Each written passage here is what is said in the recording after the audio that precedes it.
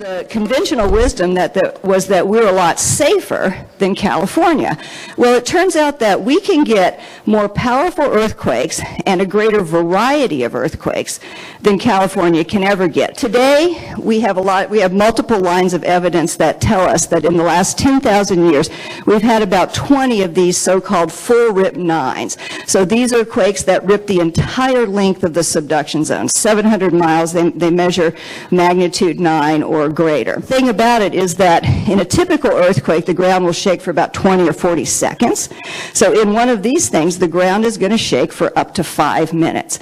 And that's going to be really hard on a lot of our infrastructure.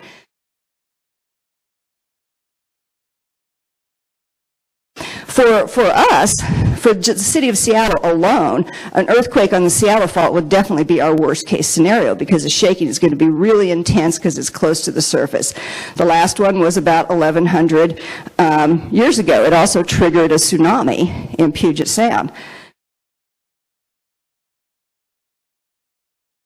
Old brick buildings are very vulnerable to this. The Alaska Junction is full of these old brick buildings. There's a lot of old brick building apartments here in West Seattle. We've got 1,000 of these in the city of Seattle, and the city of Seattle has done nothing to require these to be upgraded, whereas California took care of that years ago. Another big risk are old concrete buildings. We have a lot of these. This is one that collapsed in Christchurch, New Zealand.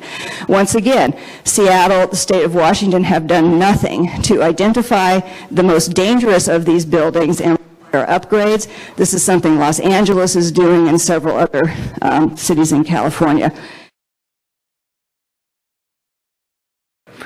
We're going to do our best to get back up and running as a police department. We're going to do our best to get back to providing 911 services. I don't know if you know, but the standard is 7 minutes or less is the average for a response to a priority 1 call. You can throw that right out the window in the event of a major disaster like the one we're talking about here today. Because of communication, because of blocked roadways, because of personnel issues, we're going to do our best to work very quickly to get back to that. But in the meantime, like we've been talking about this whole time, you need to be prepared to handle as much of the business as you can on your own and within your communities. If you know your neighbors, you and your neighbors can come together and provide a lot of the services that we've been talking about here. Somebody who has extra food, somebody who has extra water, somebody who knows basic first aid, who may be able to assist you when the fire department can't get the truck through or doesn't know what's going on a side street. A lot of this comes down to you as a community preparing for those events.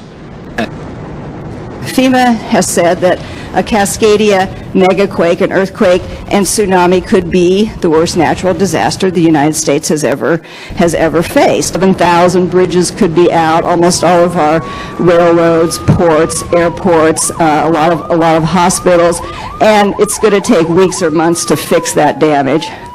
There's nothing we can do to stop it.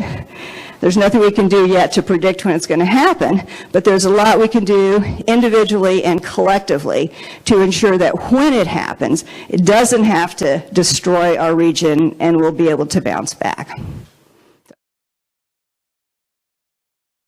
So who's going to rescue you? You are. That's what we want to do today, is have you get prepared. Slide. So the most important plan is not the states, not the cities, it's your plan. What are you going to do when there's a disaster? What are you planning for? And, always, if you plan for zombies, you plan for everything, because, you need everything for that. What do you have? When you think about your neighborhood groups, who has a chainsaw to get trees out of the way? I don't, so I need to know who has one. Chainsaw generator, boats, barbecues and propanes. I went to a hurricane in the south, and we went through one city, and there were grills in front of all the houses because they were cooking off the meat because they didn't have electricity and knew it was going to go bad. So having a grill is a really good idea.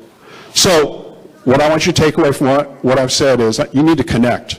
We're a small community over here. You need to meet your neighbors. You need to look out for the elderly or people with medical issues, and connect with the emergency hub.